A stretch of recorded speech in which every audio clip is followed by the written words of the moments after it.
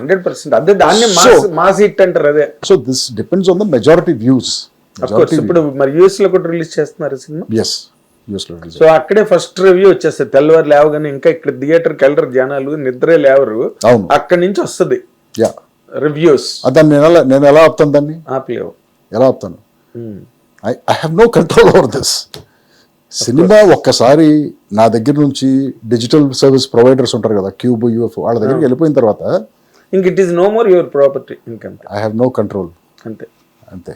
ఇక people take over. అంటే ఇప్పుడు నేను ఒక్క point, because you're uneducated man, lot of accumulation of lot of knowledge from all the sides of the world. నేను ఒక్క India అని నేను అంటలే. ఇప్పుడు నీ సినిమాకి నువ్వు ప్రతి పాయింట్ని దాదాపు ఏడాదిన్నర ఎంత టైం పట్టిందని ఇప్పుడే చెప్తున్నావు. అంటే before it virtually went to the sets. సంవత్సరం పట్టింది. అంటే మధ్యలో వేరే సినిమా చేస్తున్నాం, ఏనుగు తొండం గట్టిగా చలవని. అవును, అది జరుగుతుంది, దాని షూటింగ్ పోస్ట్ ప్రొడక్షన్ జరుగుతుంది. ఇది ట్రైనింగ్ జరిగేటప్పుడు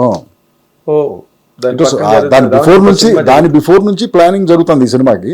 మధ్యలో ఆ సినిమా చేసాము. ఇంత కమిటెడ్ గా చేసిన సినిమా మీద అంటే నువ్వు ఇందాక చెప్పావు అనుకో, నా ఫ్యామిలీని నేను పోషించుకోవడం కోసం నేను సంపాదించుకునే నా ప్లాట్ఫామ్ని రాంగ్గా యూజ్ చేయడానికి ఇంకోటికి రైట్ లేదు, అడ్డుకుండానికి.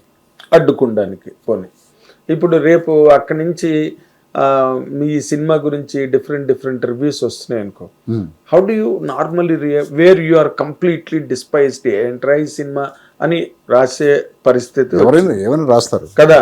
అలాగా ఉన్నప్పుడు how do you take it Ravi? I become immune to this brother. Immune అయిపోయావా? I'm not, it doesn't bother me anymore. Before it uses to bother me, now it doesn't bother me. Because ఇప్పుడు చెప్పినట్టే నేను, now I have that gen approach అనమాట. జెన్ approach. Yes. Yeah, you can. Yes. తీసుకుంటే లేదు. It's up to you, brother. I have no control. మనకి control లేని విషయాల మీద మనం దాన్ని ఆలోచించి ఎందుకు స్ట్రెస్ తీసుకుంటున్నాను. ఇప్పుడు స్టాక్ మార్కెట్ ఉంది, నాకు స్టాక్ మార్కెట్ మీద కంట్రోల్ లేదు కదా. అవును, ఎవరో ఉంటారు 10 మంది స్టాక్ ఎత్తుతారు, పడేస్తూ ఉంటారు, ఏదో జరుగుతూ ఉంటుంది, మనకు తెలియదు అసలు ఏం జరుగుతుందని చెప్పేసి. సో అలాంటి దాని మీద నేను స్టాక్ కొని నేను స్ట్రెస్ అవటం ఎందుకు? So I don't want to get in to the stock market. అదేలే. సో లైక్ దట్ మనకి కంట్రోల్ లేని విషయాల గురించి అసలు మనం ఆలోచించడం వేస్ట్. అదే ఇప్పుడు అందుకే ఈ జెన్జీ కిడ్స్ కూడా వాళ్ళు కూడా లైట్ తీసుకో, చిల్ బ్రో అని ఈ మాటలు వస్తే మనం ఫీల్ అవ్వకురా అనేవాళ్ళం. ఫీల్ అవ్వకే వదిలే అనేవాళ్ళం. ఇప్పుడు దానికి బదులు లైట్ తీసుకో, చిల్ బ్రో, కూల్ అని మాటలు వచ్చాయి. కాబట్టి ఆ మోడ్లోకి వచ్చేసావు అనమాట నువ్వు. సో యూఆర్ నౌ జెన్జీగా. మీరు అన్నట్టు ఈ సోషల్ మీడియా వచ్చిన తర్వాత ఒపీనియనేషన్ ఎక్కువైపోయింది. సోషల్ మీడియా ఎప్పుడైతే డెమోక్రటిక్ అయిపోయింది, ఎవరైనా ఏదైనా ఎక్స్ప్రెస్ చేసుకోవచ్చు అక్కడ. ఓపెన్ కదా, ఓపెన్, మీ ఇష్టం, you can say whatever you want, there is no filter. So ఇదేమైపోయిందంటే, నేను somewhere hear that sensitivity has to come in.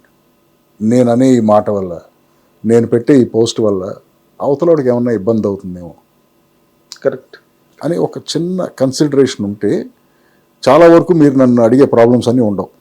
అవును, ఇప్పుడు సినిమాకి పూర్వం మౌత్ టాక్ అని ఉండేది. 10 రోజులు, 15 రోజులు, 20 రోజులు, నెల రోజులు కొంచెం యావరేజ్గా ఉన్న సినిమా కూడా ఆడేది. అవును, అటు ఇటుగా. ఇప్పుడు ఫస్ట్ రివ్యూ వేసి నుంచి రాగానే ఫస్ట్ హాఫ్ బాగోలేదు, సెకండ్ హాఫ్ బాగోలేదు, ఆ 20 minutes వాచబుల్, పర్లేదు, యావరేజ్ అని వాళ్ళే ఒక గ్రేడింగ్ ఇచ్చి వదులుతుంటే పీపుల్ ఆర్ లైట్, చిల్ అనుకుని ఉండిపోతున్నారు.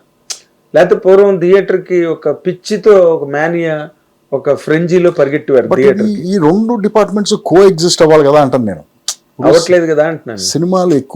సినిమాలు తీస్తే ఈ సో కాల్డ్ మీరు చెప్పే మీడియా అవుట్లెట్స్ ఇవన్నీ కూడా వాళ్ళకి ఫీడింగ్ ఉంటుంది కదా. ఏది ఇన్ఫర్మేషన్ ఫీడింగ్ అవ్వచ్చు, లేకపోతే అడ్వర్టైజింగ్ ఫీడింగ్ ఏదైనా ఉంటుంది. మీరు ప్రతి సినిమా బాగాలేదు, ప్రతి సినిమాకి బ్యాడ్ రివ్యూ, ఎవరో సినిమాలకి వెళ్ళదు, ఈ సినిమా చూడవసరం లేదు, ఇలాంటివన్నీ అంటే మీకే ఎఫెక్ట్ కదా అంటున్నాను నేను. ఎఫెక్ట్ అంటే దాన్ని ఎఫెక్ట్గా తీసుకోవట్లేదు కదా, ఎఫెక్టివ్గా తీసుకుంటున్నారు, ఎఫెక్టివ్గా రాస్తున్నావు అనుకుంటారు. ఎందుకు అంతవరకు వెళ్ళిపోతావు? ఇప్పుడు మొన్న నువ్వు ఏదో ఇంటర్వ్యూలో ఒక హిట్ వస్తే చాలు కళ్ళద్దాలు పెట్టి ఇష్టం వచ్చినట్టు బాడీ లాంగ్వేజ్ మారిపోతుంది అని అన్నావు. దాన్ని మొత్తం ట్విట్టర్ నిండా అల్లు అర్జున్ని టార్గెట్ చేసి అసలు నువ్వు చూసావో లేదో నాకు తెలియదు. నేను చూడండి బ్రదర్, నేను ట్విట్టర్లో లేను, నేను ఫేస్బుక్లో లేను, నేను సోషల్ మీడియాలో, ఇన్స్టాగ్రామ్ ఒకదాన్ని. నేను అసలు ఎవరిని ఉద్దేశించి అనలేదు బ్రదర్. నేను ఓవరాల్ జనరల్ బిహేవియర్ ప్యాటర్న్ గురించి మాట్లాడాను నేను. ఎందుకు ఆయన నన్న బన్నీ నాకు చిన్నప్పటి నుంచి తెలుసు. Why will I say anything about Bunny or anyone? ఓవరాల్గా జనరల్గా అన్నాను నేను. That is I have watched some people behave like that. అందరం చూసిన వాళ్ళమే ఇండస్ట్రీలో. అన్ని 2 హిట్లు రాగానే డైరెక్టర్లు తేడా బిహేవియర్లు ఉన్న వాళ్ళని చూసాం. 2 హిట్లు రాగానే తేడా బిహేవియర్ వచ్చిన వాళ్ళను.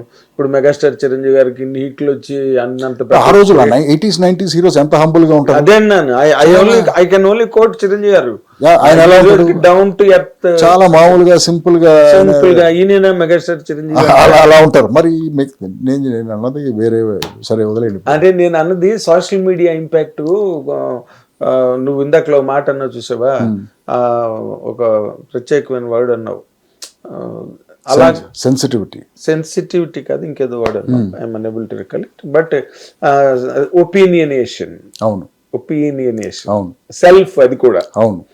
అండ్ ఈ మిస్చిఫ్ ఒకటి ఉన్నది. అవును. ఏదైనా ఒక మాటని ఇలాంటి ఒక సెలబ్రిటీ మాట్లాడగానే దాన్ని ఇంకా చెలవలు పలవలు చేసి, నేను ఏదో ఒకటి అనుంటాను, దాని బిఫోర్ కాంటెక్స్ట్ ఉంటుంది, దాని తర్వాత దాని సమ్మరీ ఉంటుంది. ఈ రెండు ఉండవు దాంట్లో, నా కోట్లో సోషల్ మీడియాలో పెట్టి. ఈ మధ్యలో మాత్రం ఉంటుంది.